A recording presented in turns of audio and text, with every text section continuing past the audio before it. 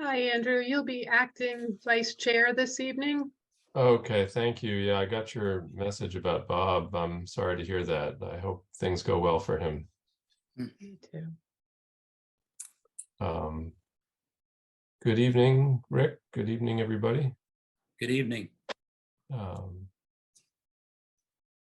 and it being 5:30, we can launch forth.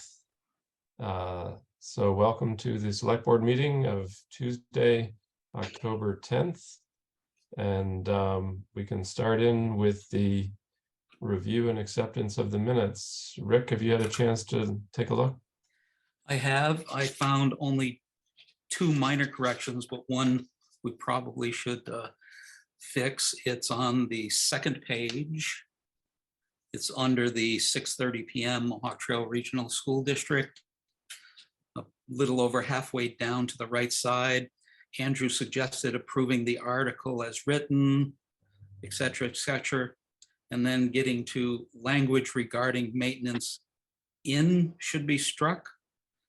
The period after future should be struck so that it reads the language regarding maintenance at a future town meeting period, I think is what was meant. Yeah, thank you. I saw that. I don't think that requires a motion. That's just a typo. Okay. The other was a typo as well on the fourth page under public comment. And again, doesn't change anything, but Bob asked John. Thank you. And all the rest of 4 pages of text, that's pretty amazing, I think. Yeah. Well, thank you for your close reading. And Terry, I'm sure you can correct those things. Yes. Is there a motion to accept? I'll move to accept the minutes. And I will second. And all in favor, Rick? Aye. Andrew is aye, and the motions are the minutes are accepted. Thank you. You're rusty. Yes, I know. I've enjoyed the break here too much. Great. So we have department liaison reports. Do you want to start in, Rick? Sure. The Veterans Association has in fact hired a new veteran service officer, which you recall the process they've been going through. His name is Jeffrey Cochran. And he will be attending the Hilltown Outreach, all of them starting this week. So including the Shelburne one, which will be the 3rd week of the month. And I hope to get to meet him at the Veterans Services District meeting coming up this Thursday. They also asked to note that the office is closed October 23rd to 26th for their yearly training and recertification by the state.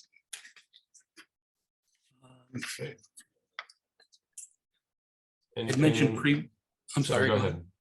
I had mentioned previously that we were working with the treasurer collector, the assessor, and Terry on some problems created by people who live in Shelburne, but their mailing address is Coleraine, not getting their tax bills, finding out about it later, and one person ended up getting spanked for a little over $600 in penalties. We thought that initially that had to stand, but with the law was clarified for us, for the treasurer collector, that in the case of it going to an incorrect address, that it could be waived.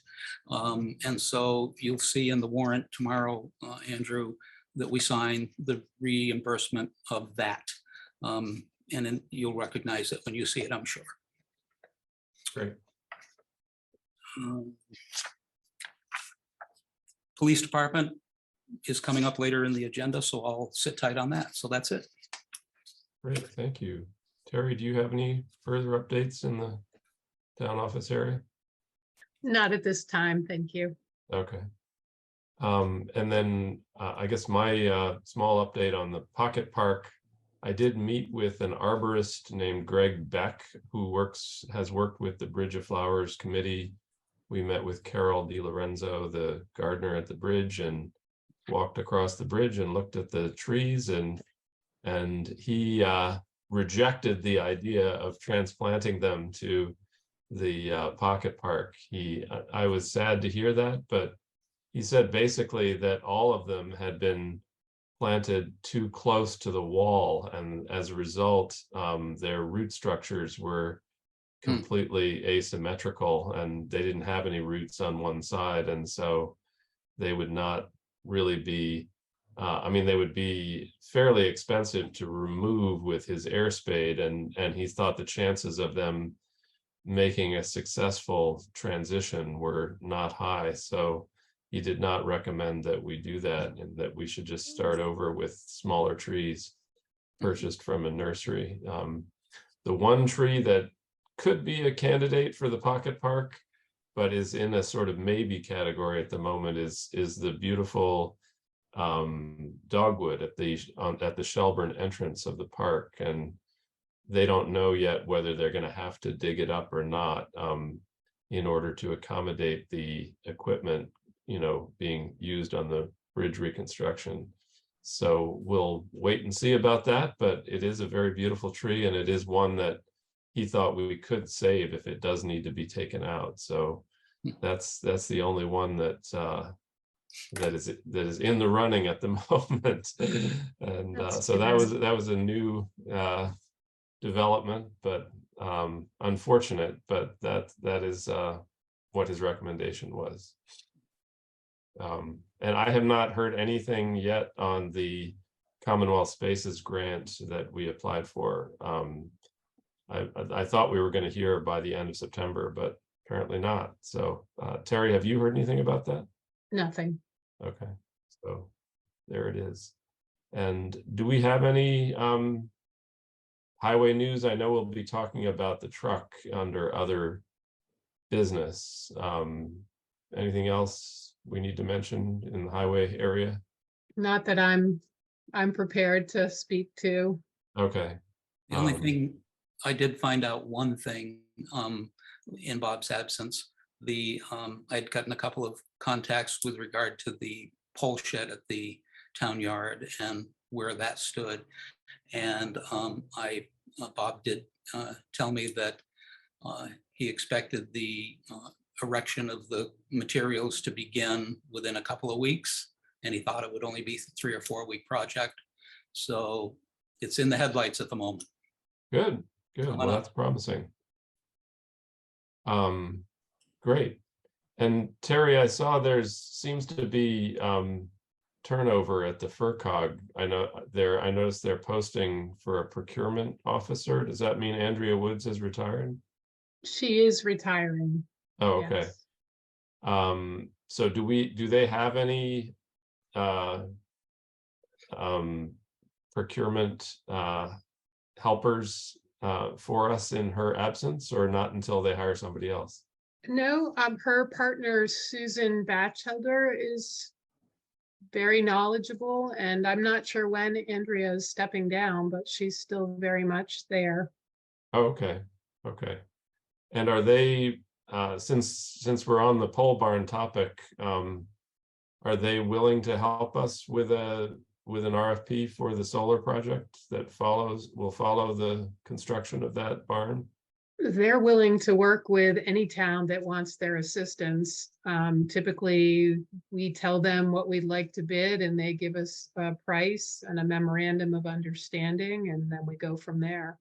Okay. But they're great to work with, seamless. Well, I would be glad to meet with you and Susan if you want to sort of flesh out the scope of that project. I'm not sure who will be determining the size of it. I mean, that's beyond my capability. Well, that's part of what I thought should go into the scope, is have the bidder advise us about the regulatory dimensions that would be optimal for that project. I truly think that we'd have to go into the project knowing what we want. Otherwise, we'd find ourselves in a similar situation with the generator where we had to keep rejecting or postponing the bidding, you have to go into it knowing exactly what you want so that everybody's bidding on the same item.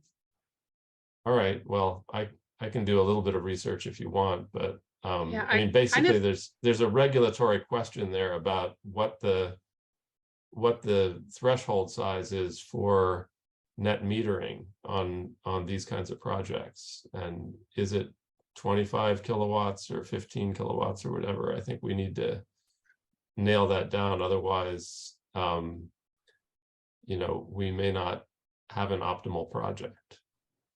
okay. I would definitely check with the Energy Committee to see if that's something that's on their radar. Okay. Also, John Walsh was extremely helpful when we put the solar array on the salt shed roof. Yeah. Okay. I'll talk with them about that then, Okay. and see where that lands. Great. And I did meet with the Pratt committee. I don't know if I reported on that at the last meeting. And they are continuing to work on their list of building maintenance and capital needs sort of issues. And we did talk about two of the larger issues that, you know, are sort of on the horizon for them. One being the replacement of their elevator, which sort of is in a sort of similar category to the Memorial Hall elevator that we recently sort of rebuilt. And so that's one item that they have sort of under consideration. And the other is the historic windows in the back part of the library that are large and expensive, that did not make it into the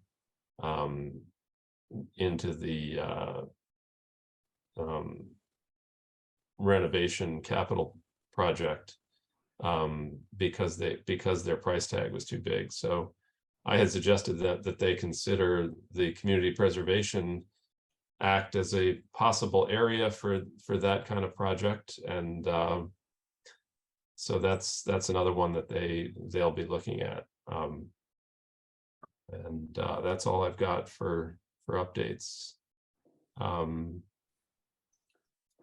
We have an appointment at 5:45 from Sarah Davis requesting a one-day liquor license. We have about 3 minutes. Let's see if there's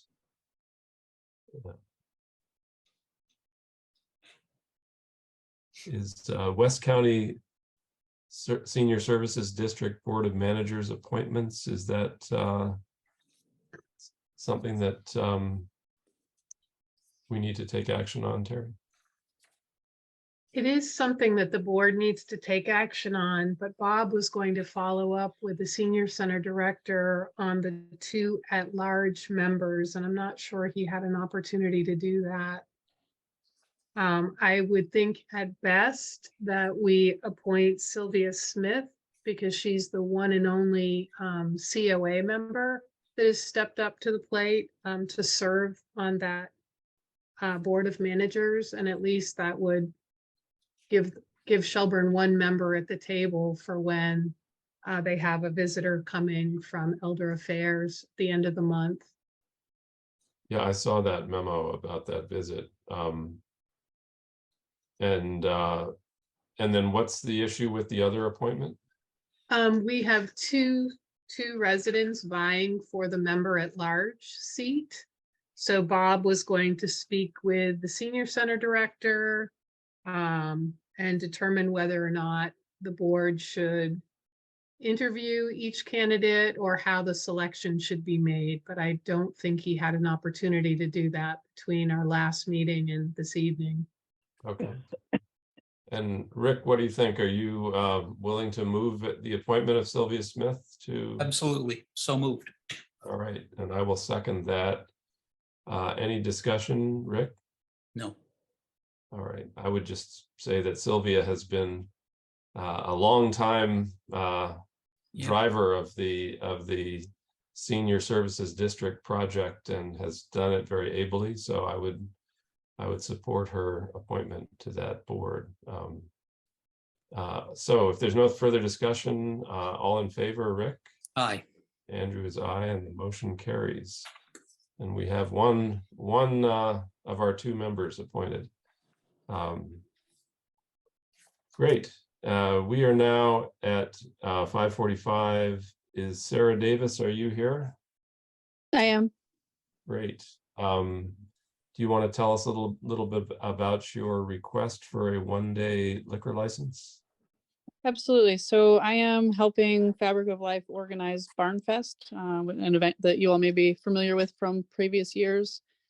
We are planning to have Headwater cider there, and they will be wanting to do samples and sales of bottled liquor, hard cider specifically. I don't know if we need a license for that or not, or if they carry their own and that's good enough. But I wanted to put it in just in case that is something we need to have in place. And so that is October 14th, which is this Saturday, and they would be serving from 1 to 5 p.m. And so they would be doing all the serving. No one from our organization will be doing it. Okay, and tell me the name of the group again. It's Fabric of Life. No, the cider group. Oh, Headwater Cider. Headwater cider, okay. Mm-hmm. And Terry, my understanding is that they do need a one-day liquor license, even if the group has its own operations. That is correct. And Yeah. I would recommend a roped off area where the alcohol is being served and consumed so that people aren't wandering all over the property. And also, if approved, I'll need certificate of insurance for one-day liquor liability. And you can work that out whether Headwater gets that insurance rider or Fabric of Life. Okay. Neither of those things would be a problem for us. So only one of the two groups needs the rider, Terry? Someone needs to have liquor liability for that day in the event some sort of mishap were to happen. It's a requirement of the town's policy. Right. Okay, good. So you're good with that, Sarah? Yes, absolutely. Great. And you're okay with the roped off area idea? Yeah, that should not be a problem at all. Okay. Great. Rick, do you have any comments on this? All seems in order to me, so I would move that we accept the request for this one-day liquor license with the conditions that a liquor liability rider is obtained and that the serving and consumption area is a roped off area at the event. And I will second that motion. Is there any further discussion? Hearing none, we'll bring it to a vote. All in favor, Rick? Aye. Andrew is aye, and the motion carries. And thank you, Sarah. Good luck with your event. What is the date of the Barn Fest? It is this Saturday. We're hoping that the weather will clear back out and we'll have a good crowd there. I heard you might get some rain, but I hope you don't. I hope you get good weather. I hope so too. And we hope, if you all are not busy, come by and check it out. Great. I'd like to do that. But all righty. Well, good luck. And thank you. I appreciate your time. Sure. Yeah. Bye-bye. All right. Well, our next appointment is not till 6 o'clock. We're going to meet with Greg Bardwell to look at the job description revisions and traffic officer policy. But in the meantime, we can keep moving down our old and new business items. Community Preservation Act has been approved, the bylaw. Yes, correct? yes, okay, we'll take that one. C is Community Preservation Act. I understand we have now approval from the Attorney General for that, the warrant articles that we approved. So it sounds like we are in place to go forward with kind of charging that committee to begin. Is that correct, Terry? That is correct. There are two appointments that need to be made if the board approves. One is Joan LaPierre has agreed to serve for a one-year term, member at large. And Edith Bingham has also offered to serve 3-year term member at large. I think. I don't have it in front of me. I do not believe we have the ability to vote on the Open Space Committee's appointment, nor the Agricultural Commission's appointment. I believe the only 4 positions that we can, or that we have the authority to approve on based on the bylaw that we wrote or that someone wrote, were the 2 at large from the town for 3 years, and 1 member with a focus on historic preservation, and 1 member with a focus on affordable housing. So I think there's 4 that the select board have a vote on, but I don't believe we have a vote on any of the others. Do you have that? I have, yeah, but I'm looking at this sideways list here. And we have conservation, the required membership, sort of the statutory is Susan Berger for conservation, Will Flanders for planning, Mary Lou Gallup for recreation. And then we have 4 more positions that are, I think, are all appointed by the select board. And there's an at-large,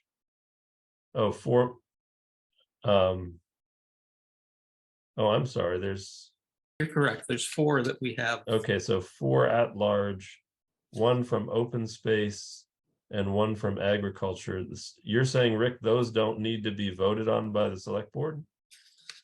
According to the bylaw, the way I read it, yes, I believe it is 100% under the vote of the individual commissions and committee.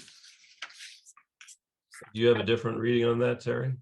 I don't have the language with me, but I'm fairly certain that Rick is correct. So it Okay. would just be a matter of appointing Edith Bingham. So to a Edith is 3-year. is asking for one of the, I guess she's asking for the seat that is for a member interested in promoting historic preservation. Okay, So that one, because I think that was what her letter of nomination or self-nomination spoke about, was correct. her particular interest in historic preservation. That's the way I read it as well. So Rick, are you friendly to appointing her to that seat? Yes, indeed. All right. Do you want to move that? I would move the appointment of Edith Bingham to the, you gotta get the right one, the 3-year term of the conservation, the Community Preservation Committee. Okay. For specific focus on promoting historic preservation. Great, and I will second that. If there's no further discussion, we'll bring it to a vote. All in favor, Rick? Aye. Andrew is aye, and Edith is appointed. So I think that means we now have 5 members on the committee, and we have openings for somebody interested in housing, a member of the Agricultural Commission to be determined, and 2 more members at large who have to be residents of the town, who do not currently hold elected or appointed positions on other committees or boards, and are not town employees. So potentially 4 more seats could be filled on this committee, but we have at least a working group of 5 who could begin the project. Terry, are you able and willing to contact them and get them started? Contact The 5 who are currently named. I will certainly let them know that they have enough membership now to begin, and then the FERCog has offered to get them started. Okay, So I will broker that relationship. that would be great. Thank you very much. They would You're also welcome. need if I'm not mistaken, to see Joe to be sworn in and do the ethics program? Yes, they would have to. Normally I would send out an appointment letter saying you've been appointed to, but where majority of these individuals are self-appointed, I would only be sending a letter to Edith and then maybe an email to the rest of them, asking them to be sworn in. Sounds right to me. Good. All right, we have done community preservation. Norman Beebe is requesting under D, request for professional cleaning at the Cowell Gym. We're still an old business, Andrew. Oh, I'm sorry, I'm That's skipped to okay. the wrong one there. Town-owned tax title property on Brook Road. Are If we- you allow, I'd like to suggest that we postpone that one more time. Okay, There is a deadline pending on one of the 6 properties coming up next week, I believe. And that would let us know, because it was recommended that we not just do onesies, that if we have multiples we can do, it would be a much better auction. Again, being a 2-member board tonight with a lot on our plate, I think that's something that can wait another week. We haven't had an auction of town-owned properties, Terry, what was it? 20 years or something? 34. 34 years. So we don't need to rush this through. And if it's okay with you, I'd like to put it off to our next meeting. that's fine. And what is this upcoming deadline? There is a property, actually, there's 2 lots of a property. I forget the name of the road. Stage Fisk Road or something. I forget the name of the road, but there's one property or 2 properties, the same former owner, one we already own, but it doesn't have enough frontage to be built. The other property has enough frontage to be built on and is in the court system and has not been given to the town. The former owner has, I believe it's until October 15th to respond to the court order where they could possibly gain an extension of that deadline. And if they do that, it would take that one off the plate for us. So I thought it was important to wait, since it was a buildable lot, if they don't pursue it. Okay. Well, we will hear more about that at our next meeting. Thank you.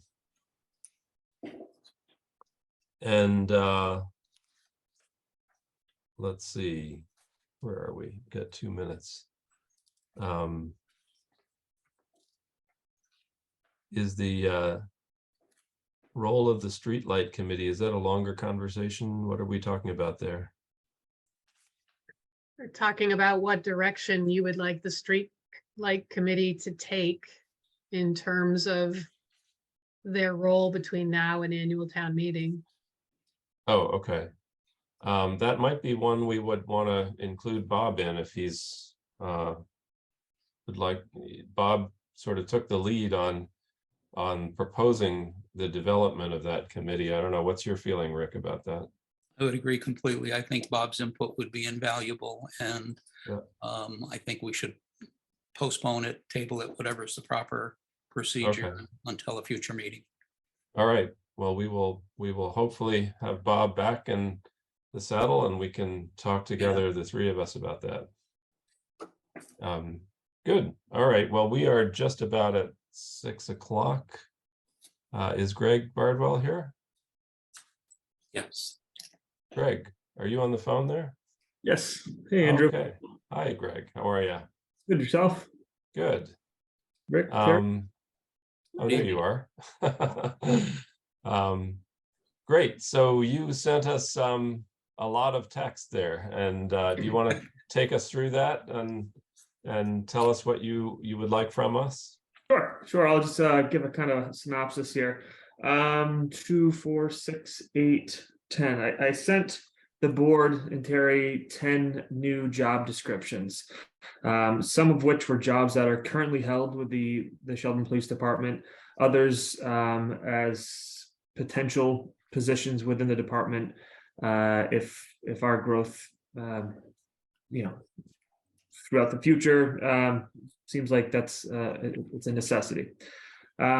So there was a chief of police, a patrol officer, a sergeant, and a detective job description that were pretty much the same as those were the positions that were currently within our department.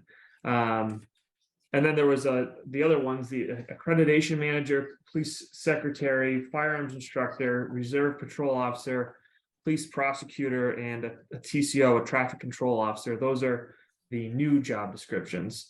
Kind of going back to the conversation that we had in prior meetings, some of these are jobs that involve a vertical move. So from like a patrolman to a sergeant would be a position that would involve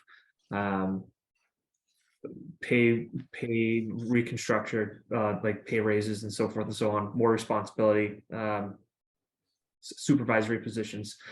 Then some of these other ones are more lateral positions that are actually being done currently. I just felt like it made the most sense liability wise and direction wise to have officers knowing exactly what is expected of them per a job description, i.e. a police prosecutor. It sounds a little bit more fancy than it actually is. It's essentially a court officer, somebody that has the duties and responsibilities are to deal with all of the police department stuff that revolves around magistrate hearings, show cause hearings, any communication with the district attorney's office, so forth and so on. So essentially, I put together these job descriptions so that I can delegate more efficiently and have everybody have a better understanding of their roles on the police department. Same with like a firearms instructor. Part of mandatory training each year is where we have to certify with the firearms twice a year and do some classroom work. That's done by a firearms instructor. The department has a firearms instructor, somebody that goes through that recertification process every year. Job description obviously kind of speaks for itself. It's there to give the officer their general duties and responsibilities. So that's the job description portion of those. The other one is a traffic control officer, and it ties in with the new policy and procedure that I'm asking the board to review and adopt. A traffic control officer is completely separate from a police officer. It's assigned. It's a per diem position, so they'd help out with like large scale special events, disaster relief, parades, and private details. It's appointed annually by the select board. They'd be held to a litany of different trainings that are spelled out within the job description and the policy. There shouldn't be any added expense to the department, given all of the uniform, their training is all on them. Their expenses are basically done on them and without compensation to keep up with their training and so forth and so on. The retirement board doesn't get involved with it. It's not, they're not police officers. They don't carry firearms. That's specifically spelled out within the policies and procedures. Essentially, it's to have the ability for the police department to reach out to be able to hire some per diem folks that can fill the details that we can't fill when Eversource, Comcast, or whatever vendor or utility it may be requests them, or for these bigger events that happen, and we can have a kind of a pool of they're referred to as TCOs to go to. So that's the quick gist. The only other one I left out was an accreditation manager. that job description. Part of post when the police reform bill was enacted and all the officers had to migrate into a post standard. At some point, the state is also going to mandate that a police department becomes post certified. So currently we have all of our officers that are post certified. And that's a recert that's to be done every 3 years. Right now, the state's working on determining what a certified department looks like. And the assumption of many chiefs throughout the Commonwealth, actually most chiefs, is that it's going to look something similar to the accreditation process, which is the accreditation or certification process. And accreditation is done by the Massachusetts Police Accreditation Commission, and it's basically a standard of a set standard for police departments to abide by. It requires agencies to commit their policies and procedures in writing to a comprehensive and uniform set of directives, basically standardize and professionalize across the board, and then you get audited. So every year, you're making sure that you're abiding by the accreditation standards and so forth and so on. So that's kind of the job description I want to have there, so that when we get there, we have a job description already kind of ready to go. So that's it in a nutshell. I could probably talk for a couple hours about it, but I really think I'm probably better off just answering any questions. And Greg, are you looking for action from us tonight?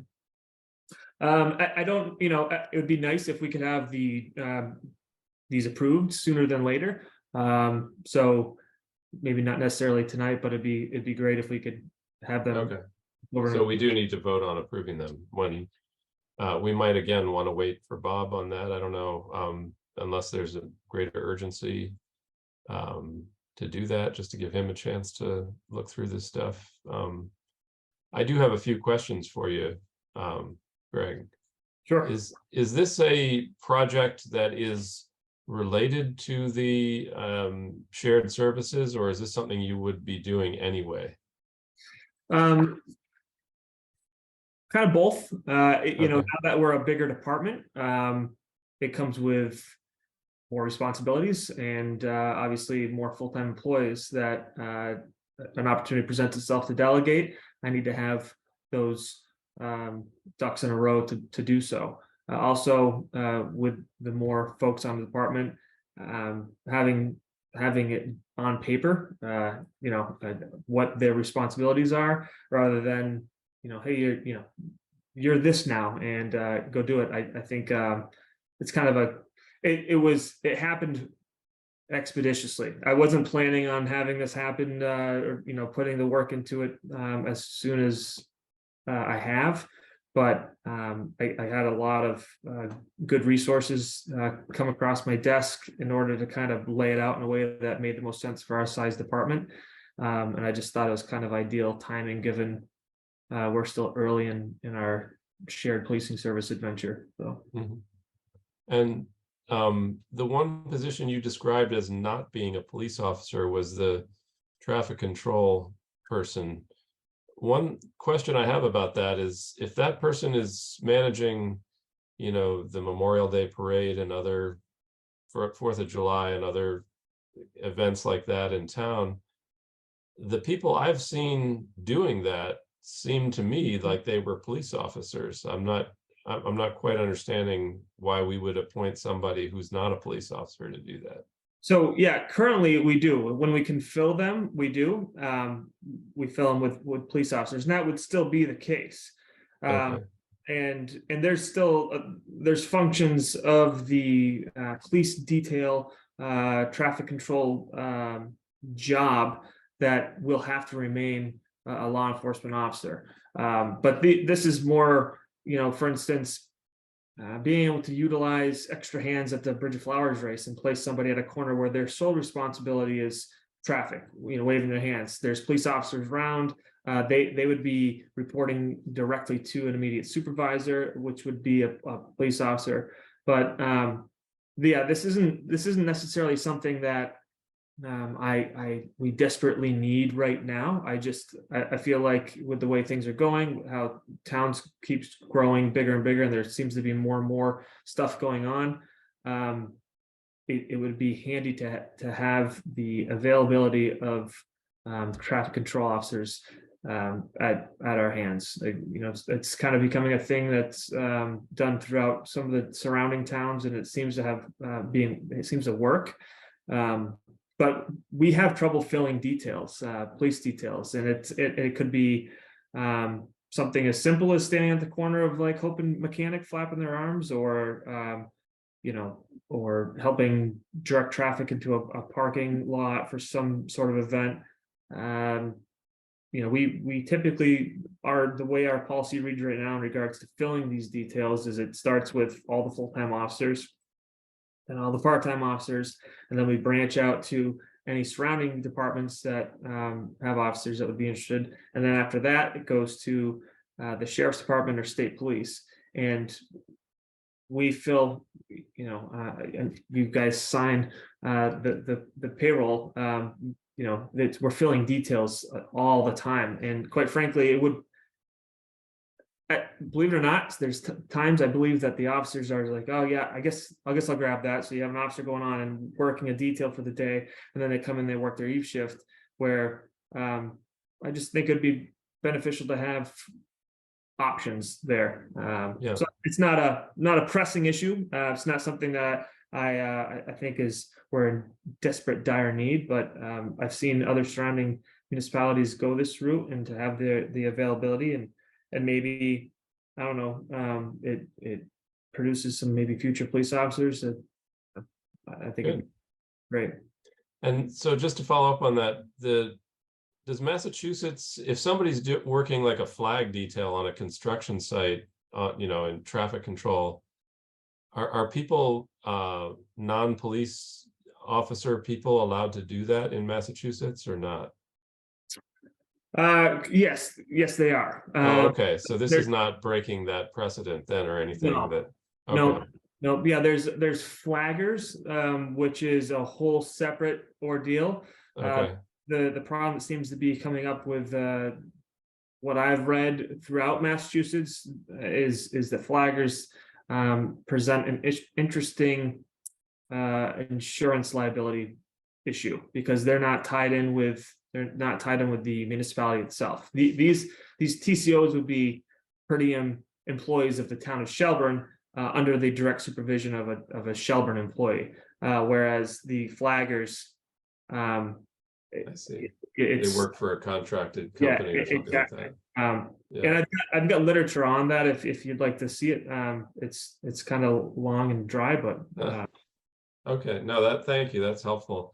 And then my only other question was about these other roles besides the traffic control, that most of them sounded to me when you were describing people moving laterally, that it wouldn't be so much that we would be hiring an additional officer as we would be expanding the role of an existing officer into one of those areas. Am I correct in understanding that?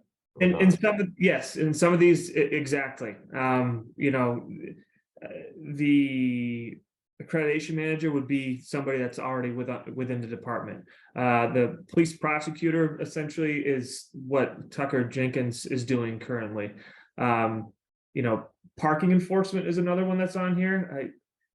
That's another interesting read. If you dibble dabble on that, that's a hot topic every year. Parking. That would be probably similar to a TCO in regards to a per diem position, seasonal position, and then it's a secretary position, but I don't think we're there yet.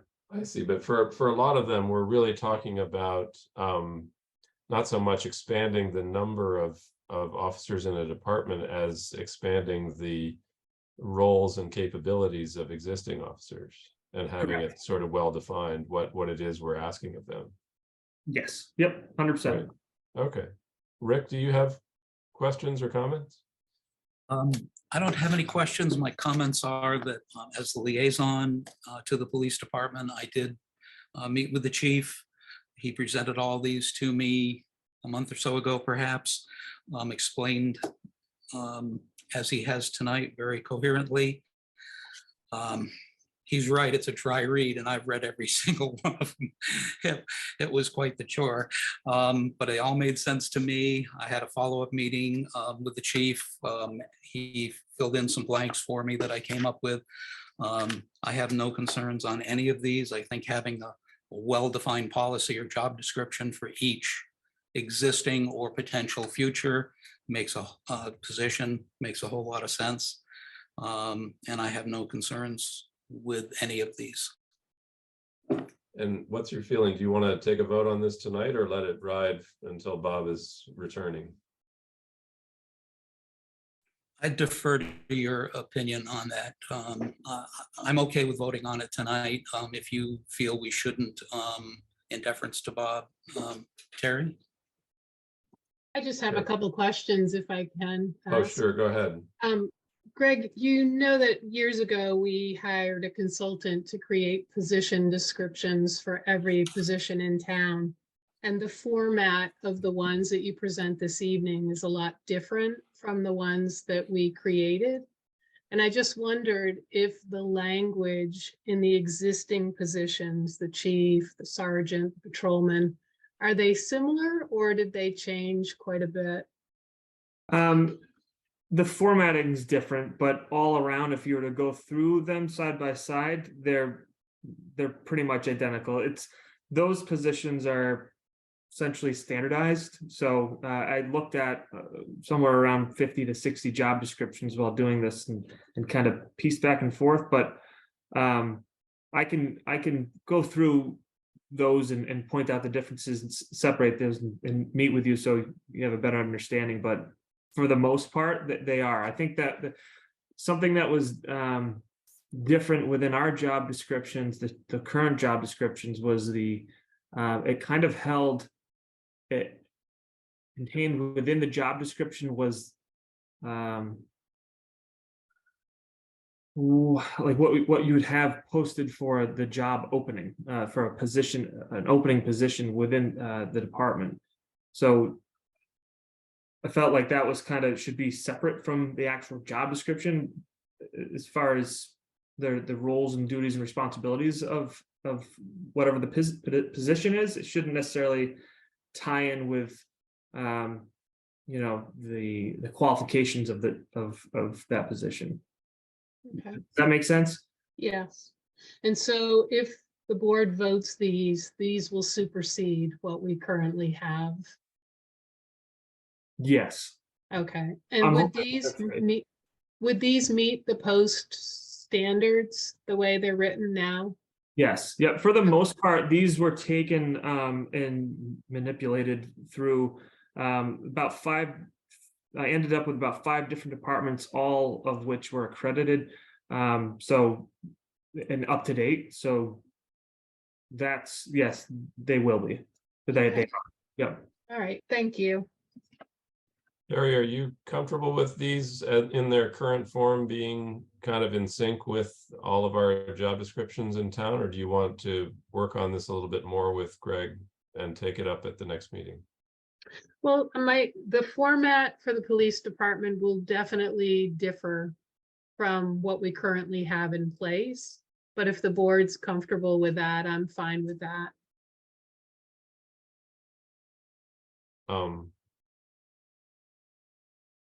And do you have any opinion about whether we should wait and let Bob weigh in on this, or do you think we should move ahead tonight? Well, if Greg is not opposed to following up on this with Bob's input at the next meeting, that would also give me a chance to look at how the format differs and. Okay. Sure. But I'm not Are concerned. you okay with that, Greg?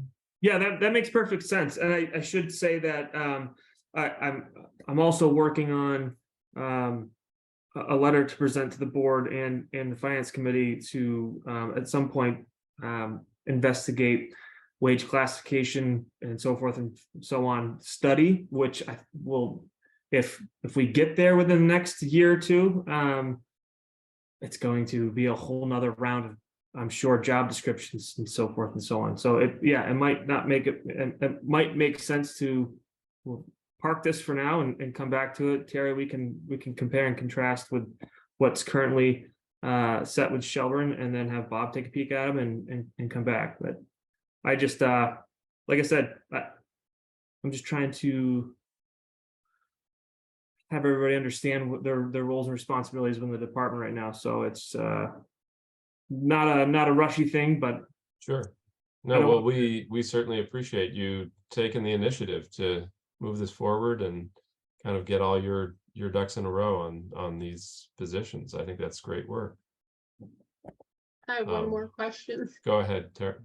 This is a little off topic, but part of the shared service agreement was that we were going to have an oversight board of some kind, comprised of representation from both Shelburne and Buckland.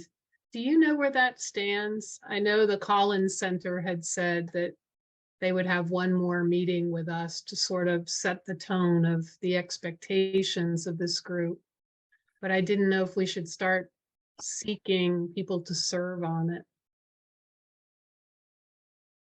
I'm not quite sure where that stands. The last I spoke to Heather. It sounded like that they were filtering folks that were interested in sitting on that committee.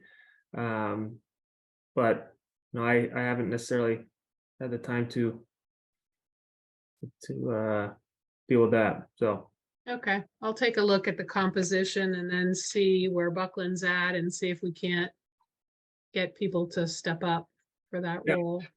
Terry, can you refresh us on what the membership of that committee was supposed to be? I know there was a select board member supposed to be represented there, but who else was going to be on it? I couldn't tell you off the top of my head. I'd have to refer to the agreement. I believe Okay. Select Board, Finance Committee, and then there's probably membership at large as well. Okay. there's some civilian attendees. I'll pull that up. It's got a. I haven't heard much about it from Heather. There's just been an awful lot going on, but that's no excuse to let it fall down. We've been trying to fill a lot of committees at the moment, so this one has been on the back burner, but I'll pick the ball up and see what we can do. My assumption would be that if we got it out there in the public, there'd probably be a fair amount of people interested in jumping on. So All right, well, we'll see. It's been a little bit teeth pulling there to get people onto some of these committees, but anyway, well, thank you, Greg. Rick, are you okay with letting this go for another meeting or so? Indeed. Okay, great. Well, thank you very much, Greg. yeah, thanks for your time. All righty, we'll see you again. All right.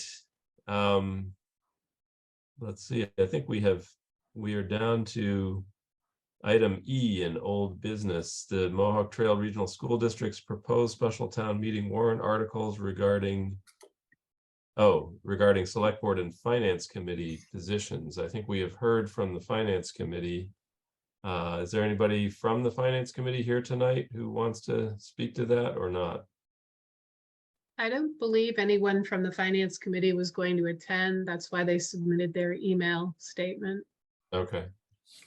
And how about the Select Board? We're down one member, but does the Select Board have a position on the warrant articles?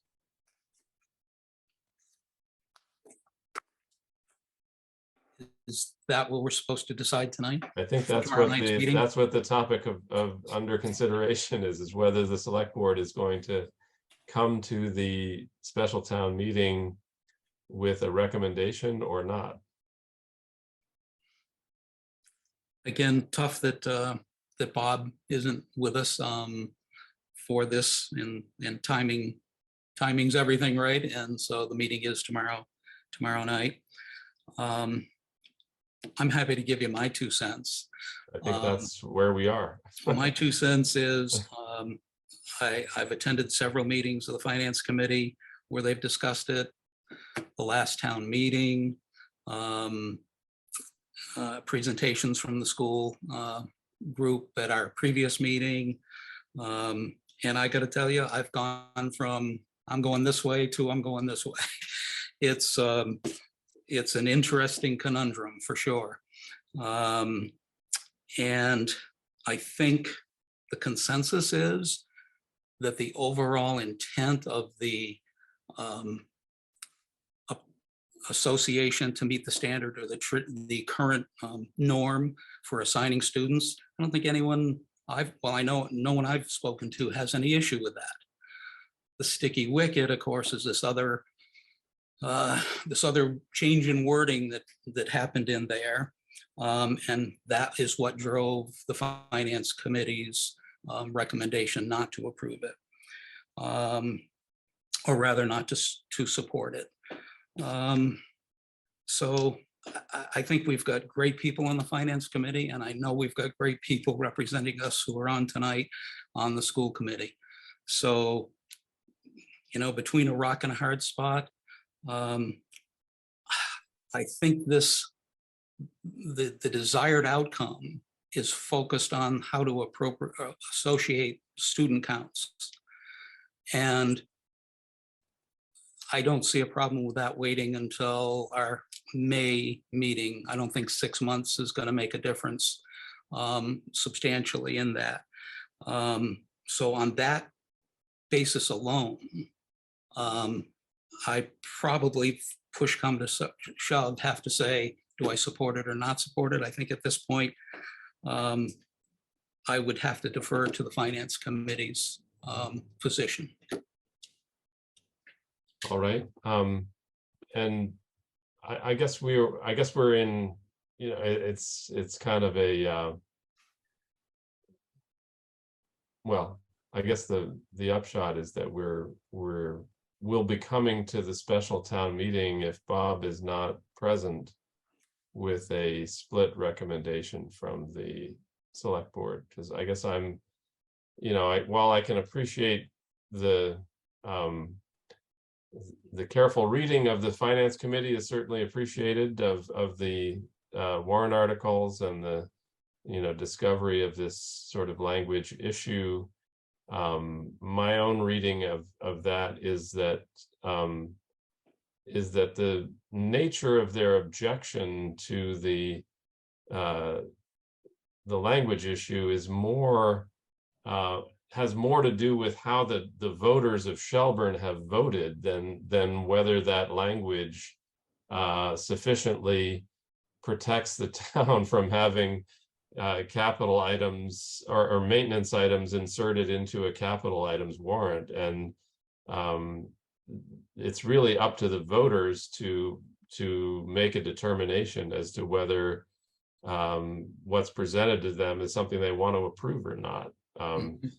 And you know, so whether this language were here or the previous language, the finance committee's objection was actually to the voters' decisions under the previous language, rather than the fact that that language existed. And so, you know, I think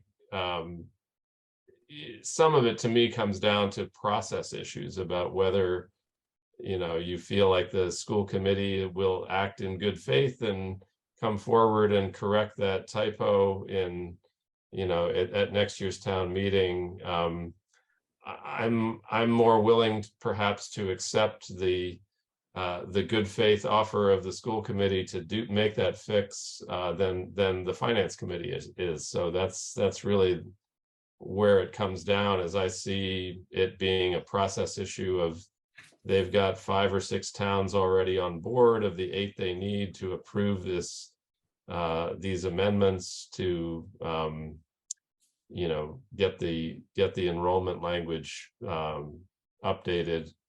And you know, it seems to make sense to complete that process now. But and if we defeat it at our town meeting, then they have to start over with all 8 towns at next year's town meeting. But so that's where I come down, is sort of a process as an efficiency issue, and let's go forward in good faith and fix the typos at next year's town meeting. But I don't know if oh, go ahead, Rick. Well, I hear what you're saying, and that's why it's been such a hard, we've made more serious decisions in my short time on the board, and none have been tougher for me than this one. And so Yeah. I'll tell you that right from the get-go. Your comment, however, isn't 100% correct. I believe it was actually Jason who's on tonight, who at the presentation at our last meeting said that there was no way to guarantee that we could go make that change to the wording, that it could be sought and suggested, but it's not a simple typo. Okay, it's, all set there. Yeah, we'll fix it for you. It's needs to be submitted and approved in a process that I'm pretty sure, Jason, it was you that said you couldn't guarantee, but you would, that the wording would be the same, but you would request it. So it's not a slam dunk. I think, Andrew, is what I'm trying to say that they're suggesting. And it's that on which the finance committee seemed to be hung up, since passage of this would in fact be a legal binding document that maybe we could change later. No, thank you for that. I think your hearing is accurate there in terms of what we discussed at our last meeting. Jason or Willow, do you want to weigh in here and give us a preview of what you're going to say tomorrow night? I think, hang on, I got Xander. This is No, I'm in a meeting. Sorry. He's been out the entire time and he steps in as soon as I unmute. I think, I've gone over this multiple times with the finance committee, now multiple times with you guys. Kind of nothing's really changed, except maybe my thoughts of even the necessity of changing the wording. Since my last meetings, I've gone through, I gotta say, 20 to 30 different towns' definitions, schools' definitions of, capital. And they're often even more vague than the way it's written now. I mean, Shelburne's alone is extremely vague as to what is considered capital. And I think the nut and bolts of it happens in other ways. I don't even know if I agree with my prior recommendation about working on this differently in May. I think this needs to happen in policy. I agree that it should have a true definition. And what I'm finding is that most people in a document like this have fairly vague definitions, and then procedures, policies, job descriptions, and oversight boards to, get their desired outcome. The definitions that I looked at, they all seem to have a dollar amount of some point, from anywhere from 2,000, which is Shelburne's number, up to about 25,000 tended to be, like a big city out east. I stayed just in Massachusetts with my research. They often have a life expectancy of anywhere from as low as 1 year, that if you have a capital request, this item should last at least a year, up to about 5 was typical. I think I might have seen some 10s out there. And I don't even know that the way it's written, I'm not even positive I feel it needs to be changed. I think that we need to do some good work with Robin's job description, with policies and procedures to get some of those, dollar amount guidelines. I mean, Desi recommended we not put a dollar amount in this, is my understanding.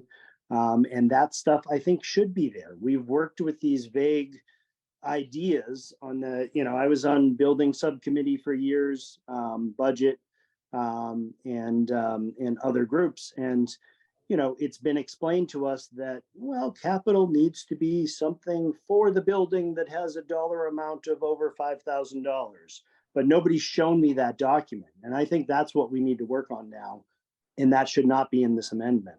You know, this version, a May version, in my mind, you know, we should work with the towns, get input from the different towns, not to say we're going to agree with everybody's opinions. I mean, I strongly oppose the finance committee's definition that I've heard of what they think capital is. Thinks, you know, Jim Burnham said capital should only be a new building, an addition, or maybe a roof. He said that multiple times to me. That's not all capital is. So I don't doubt that if we work on this document or these documents in other ways, you know, I think it's very important to get all 8 towns, you know, input in this next process.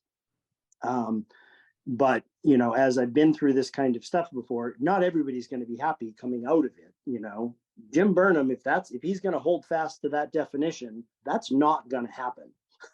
There is no reality to that definition of capital in my mind. But I think it's very important to get, you know, town input and work on this in other ways. And I guess I pull back on even doing this differently in May. You know, I think the amendment stands strong. I think I haven't heard anybody opposed to how we're counting kids.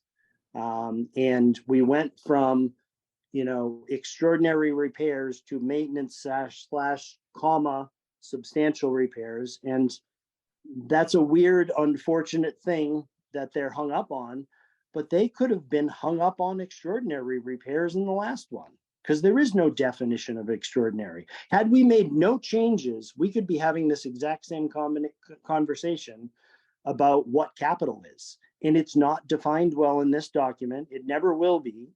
And it needs to happen other ways. And I think you've got great momentum now to make that happen. You know, Willow's on the policy committee. You know, I've been wishing for a definition for ages of, okay, well, is this capital or not? You know, on my building time when I was on the capital, you know, working group. So, you know, I totally agree with Rick. That is what I said in that meeting. I no longer feel that way. I think we should pass this just the way it is. It's about counting kids, and as many people as want to be involved and push us to find other ways to solve this little hiccup. You know, I think there's other ways to do this. So it sounds like the short version of your statement is capital requests are those that the voters will know it when they see it. Absolutely. Yeah. Yeah. Yeah. And Shelburne has disputed, you know, I gotta find out the details. Martha's brought it up. You guys agreed to it. Finance Committee remembers it. You know, when there's something in there that you don't like, that's the time to analyze it. It goes through so many levels. You have to have Robin present it. So you've got your director of facilities has to believe it's a capital request to present it to building subcommittee. They have to then agree it's a good request to then present it to the budget subcommittee, who will yes or no it, who then presents it to the full school committee to say this is a good capital request. Then it goes to the involved towns, who then can scrutinize it. And then it goes to the voters. And then it gets checked by the auditor. And in there, you've got the chair of the school committee that's involved. You've got the superintendent. You've got the business administrator. There's so many ways to catch this concern that somebody's going to buy $5,001 worth of paper. That example comes up in the finance committee meetings. Is you can make things capital if you just make it expensive enough. You guys won't vote that in.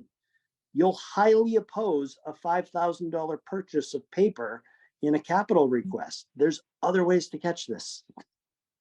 Great. Willow, your thoughts? I know that I'm new and I've been doing a lot of learning as I go. I want to say that I support Jason's view on this. On a personal note, I oversee facilities at UMass, which is a state institution, and my job a lot of the time is dealing with just these types of questions, and most of it is handled in policy and procedure. and lots of transparent conversations among parties. And so being on policy and being back at school committee, I will just say that I absolutely want to make things as transparent and communicative as possible, that should requests start to build and we start to create a list, I know that we will be very communicative as members with the towns and want to have those open conversations. I mean, like Jason said, we're not going to always agree or see eye to eye, but I want to make sure that everyone has the information in a way that's timely and out there, and we can have open conversations about it. So I just want to share that I do support everything that Jason is saying, but I also think that it's through policy, it's through procedures, it's through definitions that we can really make sure that we're all on the same page when it comes to a capital request. Great. Okay. Thank you. Well, unless anybody else has more they want to say on this, we can leave it there and bring these thoughts and views to the meeting tomorrow night. And my sense is that you all, the school committee members, will move these warrant articles, so you get first shot at explaining your intent in bringing them.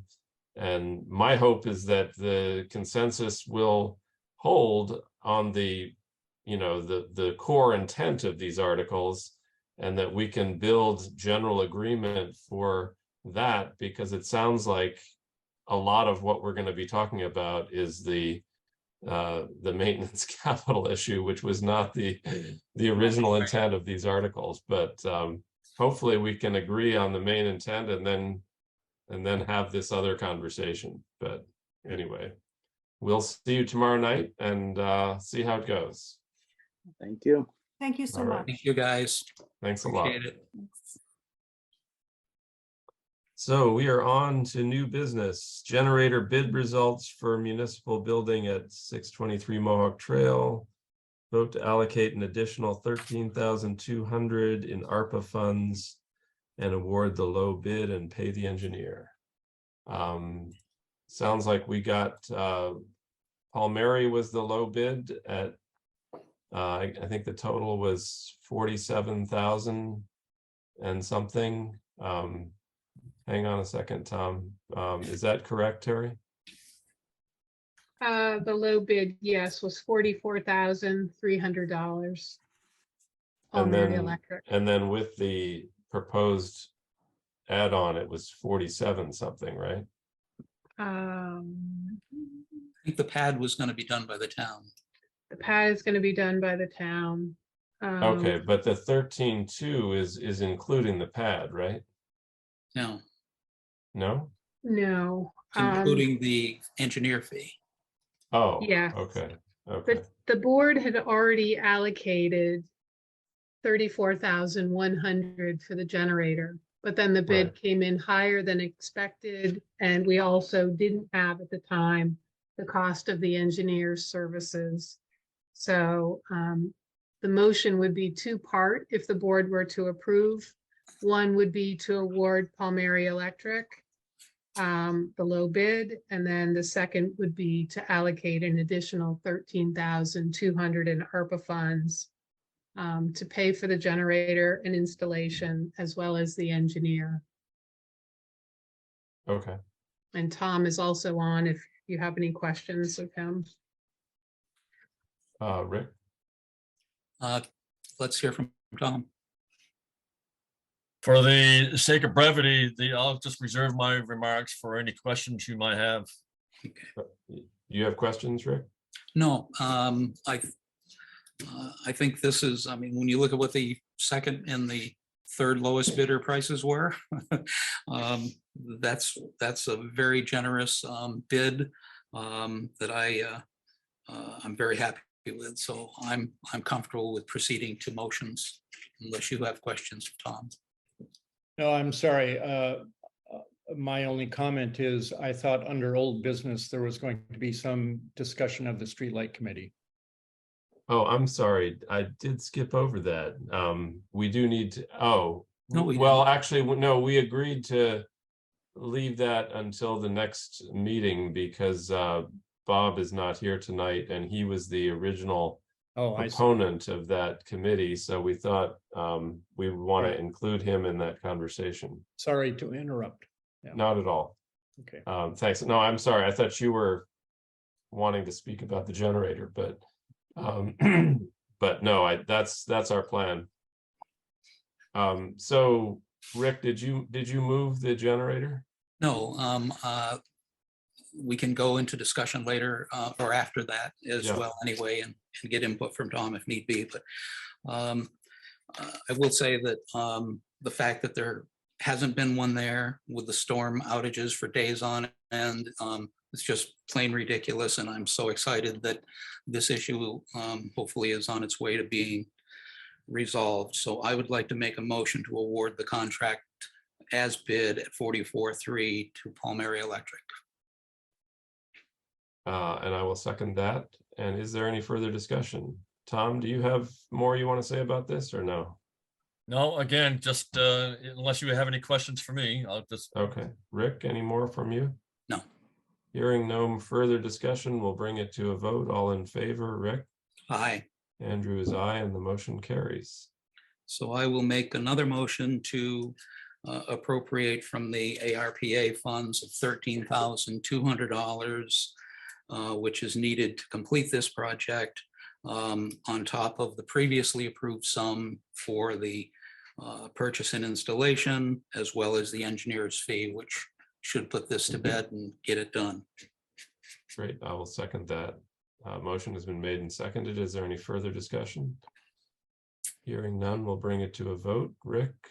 Aye. Andrew is aye, and the motion carries. All right, Tom, congratulations. We're moving ahead with a new generator. Hoorah. Thank you very much. Thank you. Thank you. All right.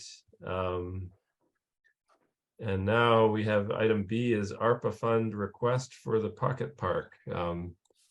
What there is left. Now that we have- 7,520, I think, is gonna that be where we are? Um, Yes, well, that is my request, is to use the remainder of the ARPA funds to move the Pocket Park project forward. We will have hopefully a completed pavilion with the tech school come this winter with money that we have already budgeted. And this 7,500 will get us started toward the further development of the park. We are still waiting to hear from the state on the Commonwealth Spaces application. If that grant is received, then this 7,500 would be a match for that grant, which means we would essentially be getting double the benefit from it. But we would also need to raise additional match. And my proposal there would be to bring the Pocket Park before the Community Preservation Committee as a potential project, since it fits into the open space and recreational buckets of that program, and I think would be an eligible project, which would again potentially allow us to get multiple matches out of that, since the community preservation funding is itself matched by the state. And then if we were using it as match for an additional grant, we would get essentially a double bonus. So that's all kind of to be determined. We don't know the answers to those yet, but this 7,500 will at least be seed money to get us pointed in that direction. Terry? We have committed the majority of the ARPA funds, but until all the bills are paid, there might be a slight return on the Cowell Gym heat pump project where we had allocated 10,000. So Okay. you might get your full 10 if we have some change left over. Good. Well, the benefit there again is that any funding that we spend from ARPA on the pocket park is fewer dollars that we're asking from the local taxpayers for. So, Definitely. you know, that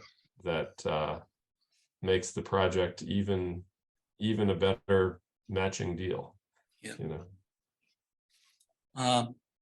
I may have misspoken.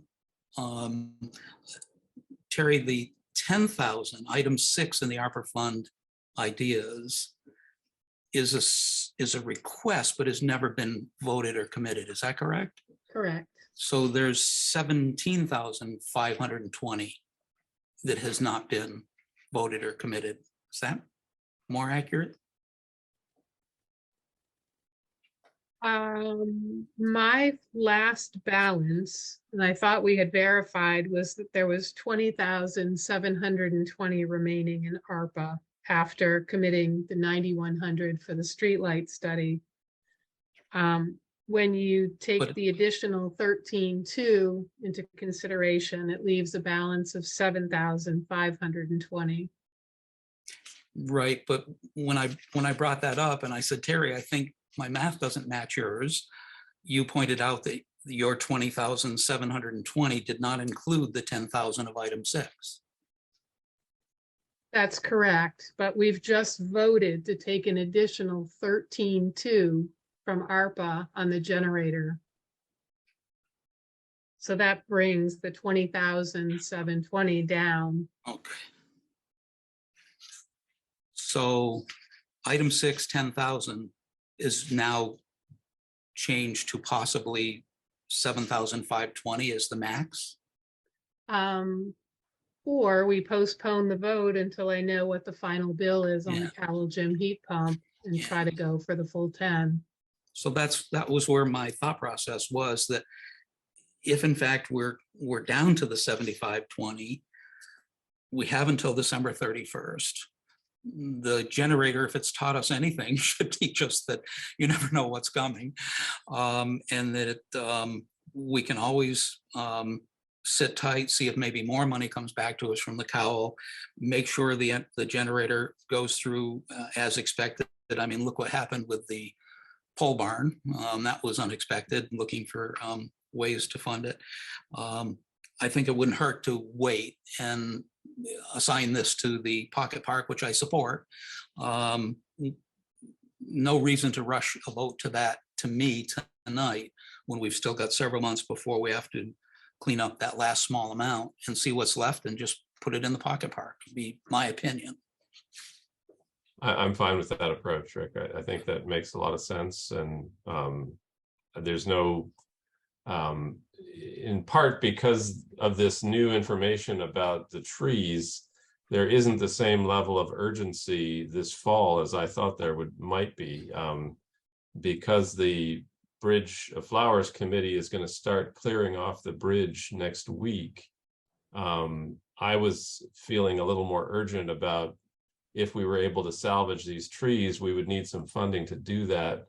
Now that's not really on the table. So we're really talking about approving funds for a project that is probably, if things go well, will begin next spring at the earliest, and more likely next summer, to, you know, further develop the pocket park. I mean, the other project that, even if we don't get this larger grant, and if we only had $7,000 to $10,000 to work with, we could still move forward on developing or implementing a garden design project, for example, as a small project that would further enhance and beautify the park, that Kay Cafasso is working on with her students. So, you know, there's stuff like that that incrementally can move things forward. If we get more funding through this grant, we can take on more ambitious plans, but all of that, I think, can certainly wait, you know, over the next month or so while we gather more information and see where we are. And if something more urgent should come up, we can always readdress it sooner. Yeah, I mean, definitely, if there's if we're looking at an urgent town priority, then we have to let go of the pocket park. I'm okay with that. you know. I was referring to your project or to Oh, the pocket okay, park. yeah, That if yeah. something like the trees Right, made it more important to make a decision, then we Right. can always bring that up sooner. yeah, yeah. Cool. Good. Okay, so we are down to the Energy Committee's request to appoint a new member, Philip Bragdon. We've gotten a letter from Philip. I didn't see one. Or We have a letter from Tom Johnson, From Chair Tom. of the Energy Committee, recommending the appointment. right. Rick, your thoughts? My comments were that, yes, the normal protocol is for a letter like that to be presented by the applicant, explaining why they have the interest and what they can bring to the committee, and not seeing it. I kept looking for it. I thought it might come late. Excuse me. If I'm not mistaken, Mary's got her hand up there. I think she has Yeah. something to tell you on that score. Yeah, Rick, typically we ask an interested resident to attend a meeting of the board or committee that they're interested in serving on, and then the recommendation comes from the chair. If the individual is an unknown and the select board want to meet with him or her, they can invite that candidate into a meeting. But traditionally, the recommendation comes from the board chair. okay. Well, the fellow is an unknown to me. I don't know the gentleman. But I do have a concern about the request for this appointment. I did make a specific direct request to the Energy Committee that in their fifth position in filling that vacancy, that they should give strong effort to filling it with someone from a rural residency, a rural landowner. If this gentleman is from the village, which I believe, that would make 4 of the 5 members all living in the village within a block or 2 of each other. And I think diversity, opinion, way of thinking, bringing in a balance to the Energy Committee of someone from the rural district made a whole lot of sense. And I'm very sorry that that request, which seemed to be received positively, didn't happen. And that's nothing about the applicant. It's only about me thinking that the Energy Committee would be well served by having some balance, especially when the focus becomes solar, etc. A rural landowner resident on the committee, I think, would be a heck of an asset to bring in some additional perspective. I think that certainly is an interesting point of view, Rick. Yes, maybe that might be a good thing. I think if you applied that same lens to all of our other committees, you might be hard pressed to find village members on the finance committee or some of the other committees. But I don't think there are any. We don't appoint the finance committees. I'm just saying, I don't know that there are any village people in the finance committee. No, but we don't appoint them, and we do appoint the Energy Committee. Right. So does that mean you're not willing to move Mr. Bragdon's nomination? I would not move it now. Yeah, but Okay, well, it looks like we don't have a nomination this evening. Did you want to meet with Mr. Bragdon, or are you not wanting to have him serve on the Energy Committee? I would like some feedback from the Energy Committee about the possibility of finding again, there's 5 members. 4 would be from the village and 1 that is rural, but in a development situation, not in a land owner type position. And I think diversity and balance is a good thing. And that we should make an effort to perhaps find that. There was also discussion of the conditional appointment of one of the members who was going to resign the Energy Commission, and therefore we conditionally voted them to the Streetlight Committee as an, I'm having a brain cramp, as a alternate general member. And I have not seen that resignation come through yet either. So I'm there's a not sure couple who you're things I'd referring like to to. get. Don Engel, we were told by Jeff at our last meeting, when we picked the names for the Streetlight Committee, there was an at-large. We had one at-large and Bob. And when we realized that Bob couldn't serve, we made it 2 at-large members. And Jeff Botner said that Don Engel was stepping down from the Energy Committee, and that would make him eligible for an at-large member, which is why we proceeded with that vote. So that's another thing I would like to hear from the Energy Committee on as well. Well, one suggestion there, Rick, Tom, I'll recognize you in just a second.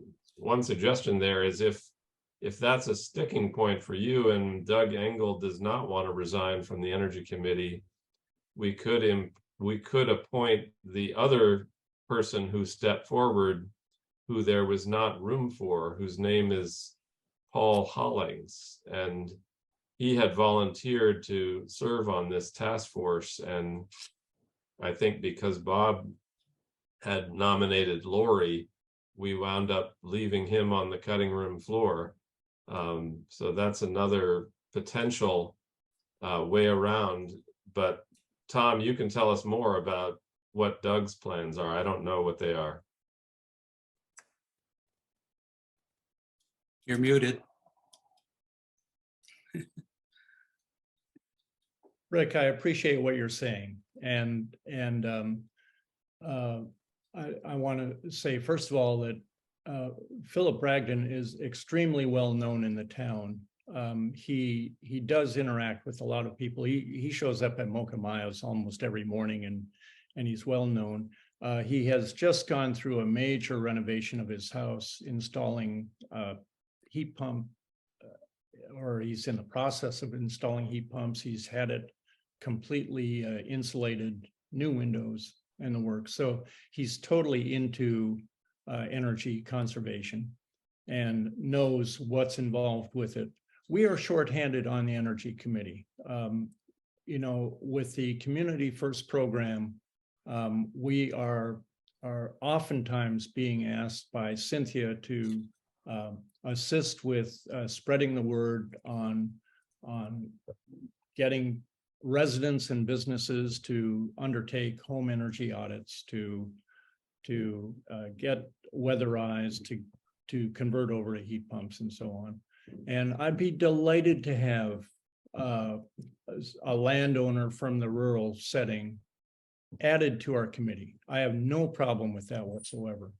But and Doug Engel is resigning. He hasn't submitted his letter yet, but that he is definitely resigning from the committee. So you know, we need people on our committee. And right now, Phil Bragdon is the one who has expressed interest, who is very qualified and knows the town well. He's been a resident of Shelburne for well over 15 years. So I'd like to see the committee membership. I'd like to see us increase the membership to, say, 7 members. And I'd be happy to see those 2 additional members be landowners coming in from the rural district. But in the meantime, we need Phil on the committee, and he wants to do it. As you perhaps know, it's not easy to recruit people onto committees. You got that right. I will say that if Don's letter, Doug. I'm sorry, Doug's, my bad. We have a lot of things to chew on, don't we? Yeah. If Doug's resignation letter had come, we, looking at filling the 4th of 5 spots, would change the perspective, because the 5th would still leave the possibility to find a rural resident. Right now, if we make his appointment, you've filled your membership at 5, and there's no room for it.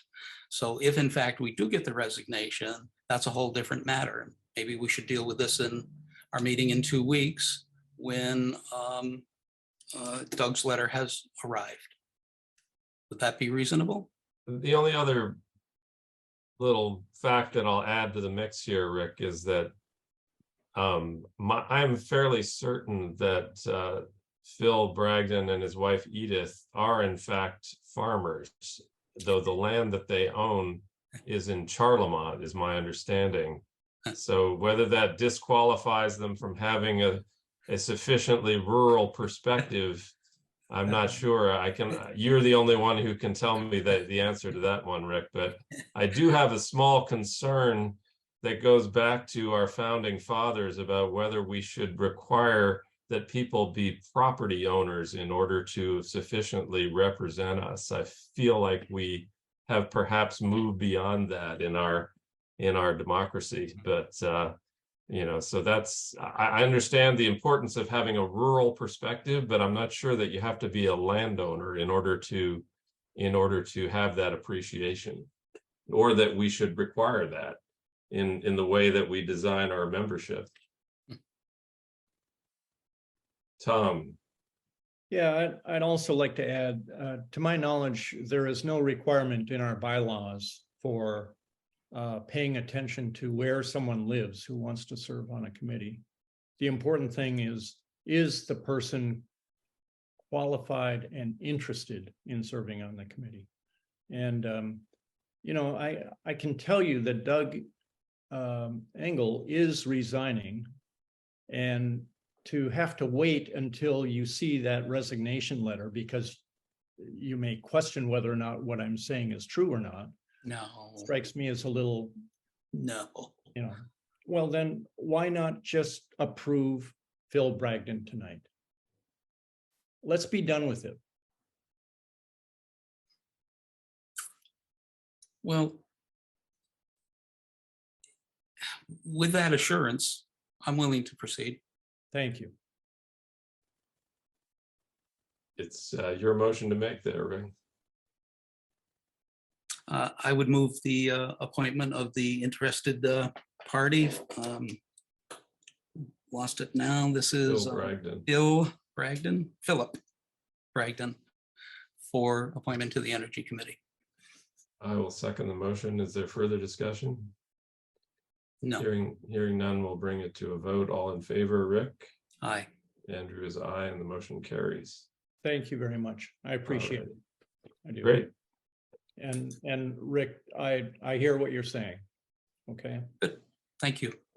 We got one hole to fill. All right. Let's get it done. I know it's hard. It's really hard to find people willing to step up. It's, as you know, one heck of a commitment, no matter what. It is. It is. Yeah. Thank you. So item D is Norman Beebe's of the Recreation Committee is requesting a professional cleaning at the Cowell Gym. Terry, tell us more about this. Really, all I know is that the rec committee feels that even though the Cowell Gym is cleaned once weekly, it hasn't been given a thorough cleaning in its entirety. I can't even tell you when it was last done. If in fact the board want to consider honoring this request, I would ask the rec committee to seek proposals from cleaning services and have them present those proposals to the board. Rather than my seeking proposals, I feel like the rec committee should perhaps schedule walkthroughs with various companies and get cost estimates and present them to the town, Andrew? to the board to consider. Go ahead, Rick. I agree 100%. I was at the rec committee when this topic came up and was discussed. And when I left that meeting at the end, that was their plan. They knew that it was going to be a chore, and they knew, or they anticipate that it'll be a big number, because they're not talking just a broom cleaning. They want the walls, the ceiling, the whole 9 yards done. We're talking scaffolding, and we're talking a big project that they're looking for. So I think it's best if we put it in back into their court to go through the process, do the walkthroughs, figure out the rough cost of what they think they want. And they may decide on their own to peel it back and say, okay, well, let's just do this. This is too vague, and I think they need to come to us with a reasonable description and parameters of cost of what they're looking to do. And I agree that it's not Terry's job to shepherd this. Sounds good. And Terry, do you know if they are requesting just cleaning the gym itself or the whole building? The entire building. Oh, And okay, quite so- honestly, I can't imagine them putting scaffolding up in the gym to clean the ceiling. That seems a bit excessive. Well, That- it was so- discussed. That's a large project. And where is the funding for this project? I have no idea until we know what the costs are. It probably would have to go to town meeting. Okay. Well, I can just report to you from related experience that the Memorial Hall Association did do exactly what you're describing to prepare for reopening the theater, which we did successfully, actually, or they did successfully this past weekend. We had a good crowd of about 150 people came out for the Great. 1916 silent version of Snow White, and we did, or they did, contract with a professional cleaning company to clean the theater prior, and the bids were actually $425 was the low bid and $600 was the higher bid of the two that were solicited, and so that gives you at least one data point there, and in a fairly large building. But you know, I don't, again, it's the cowl seems like a much bigger project if they're talking about both floors and, you know, scaffolding and all the rest. That sounds like quite 3 a floors. project. And they want to do right. the upstairs too. Okay, well, Yeah. that's a big project. Yeah, I don't think it's going to be in hundreds.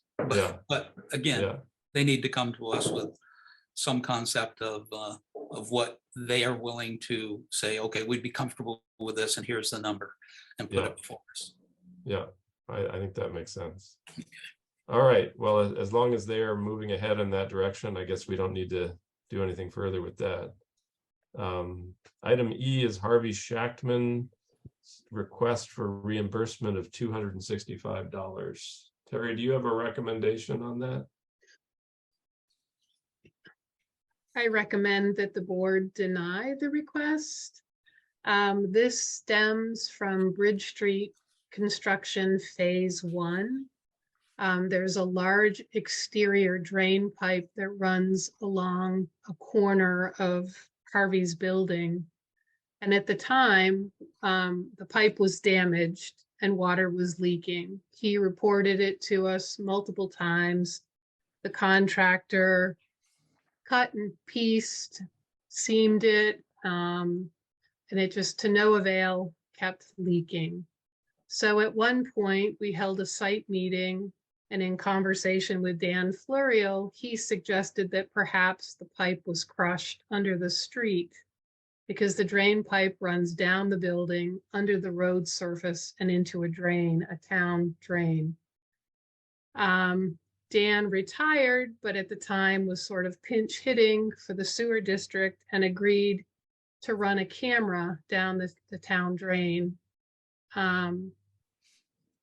Harvey, in the meantime, contacted Hartnett Plumbing to see if he would run the camera. There were 2 different conversations going on.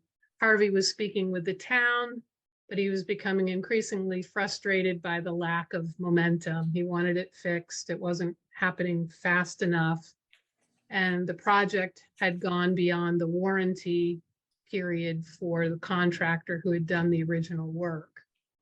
So at the end of the day, Dan did run a camera at my request, And Harvey, at the same time, picked up the phone and asked Hartnett Plumbing to run the camera. So now Harvey would like the town to reimburse him for the expense that he incurred when he didn't think a camera would be run. So I've told Harvey, because he actually picked up the phone and requested the service, that he couldn't possibly expect the town to pay for that, but he does. Okay. Go ahead, Rick.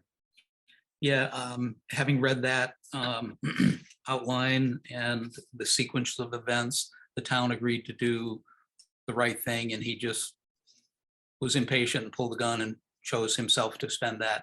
I see no reason the town should be on the hook for it. $265. Not a lot of money, but he did it of his own volition, and I would recommend that we deny that reimbursement. All right. I don't know if that needs to be in the form of a motion. I don't think so. I think we're both in agreement on that. So we can just let it, or Terry, do we need action for you to respond to Harvey? No, if you're both in agreement that it should be denied, I mean, a formal motion would be helpful. Well, there's no problem. We can move it. Yeah. I move that this request for reimbursement by Harvey Shackman be denied. Second, is there any further discussion? I'm hearing none, we'll bring to a vote. All in favor, Rick? Aye. Andrew is aye, and the motion carries. And then item F is the 2022-23 food pantry contract approval. Are we there, Terry? We are there.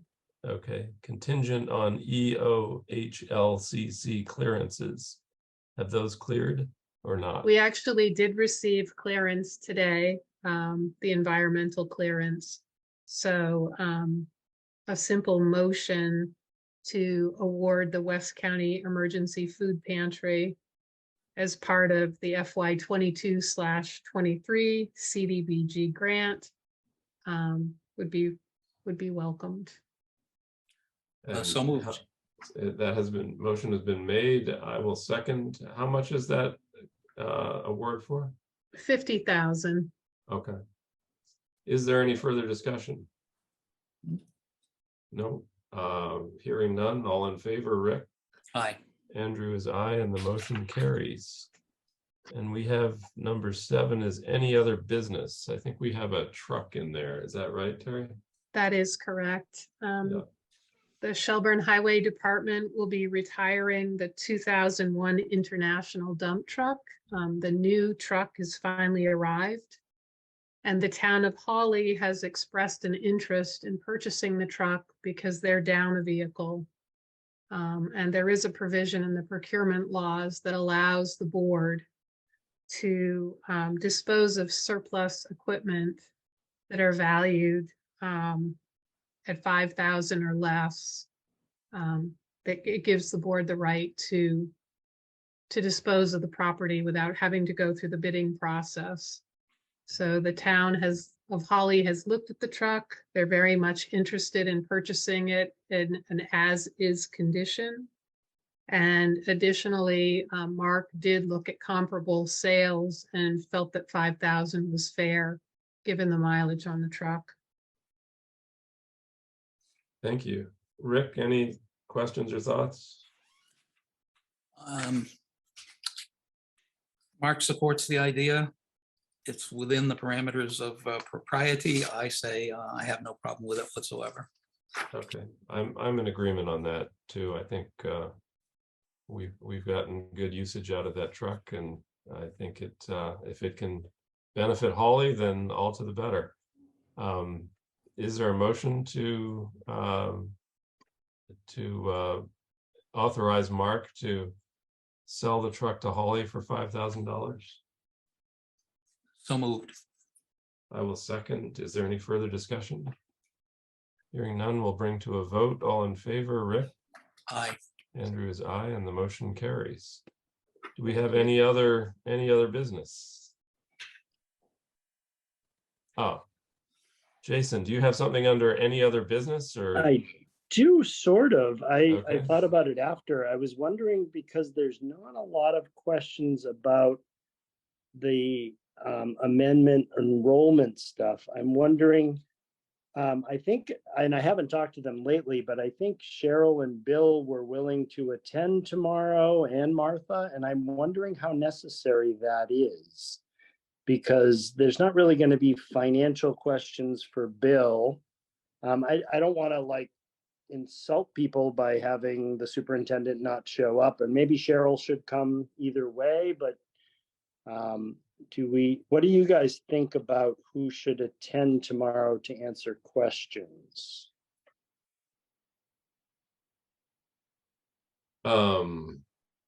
Terry, Rick, do you have thoughts on that?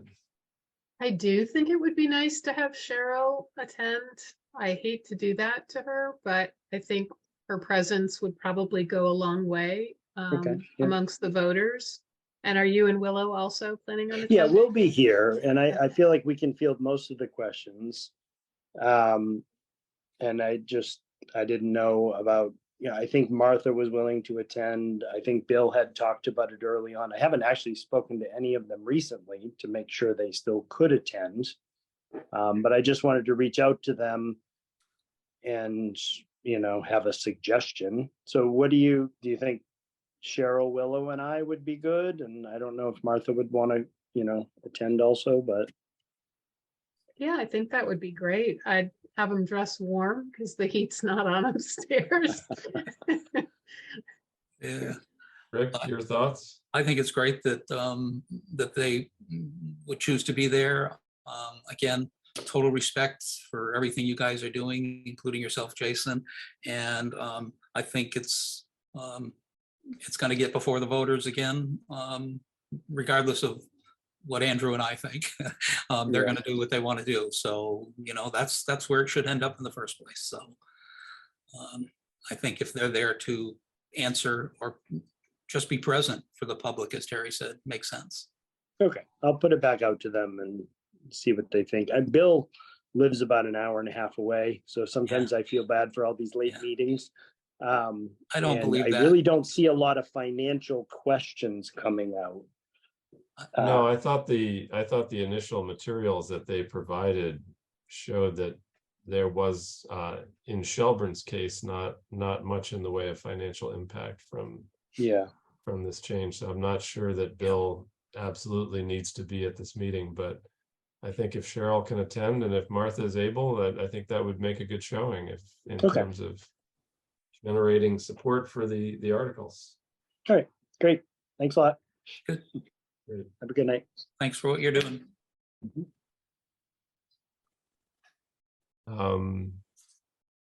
Is that it for other business? That is. Great. Do we have any correspondence? We do not. All right. Do we have any public comment? No public. Don't see the public with us anymore. I've got to, there we go. I think we are at the appointed hour of adjournment. Rick, do you want to move that we adjourn? I move that we adjourn this meeting. All right, and I will second it. And all in favor? Aye. Aye. And we are adjourned.